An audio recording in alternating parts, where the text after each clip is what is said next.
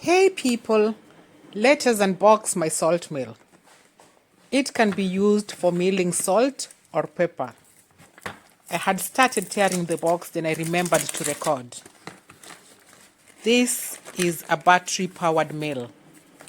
I must say that I'm not so trusting of batteries close to food as I've seen them leak. Anyhow, here we go. I got one that matches my microwave. I think the color is called sage green.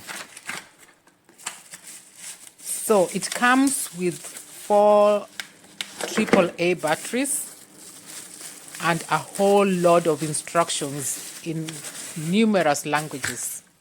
3A3 instruction manual on both sides. So it took me a while to look for the English instructions.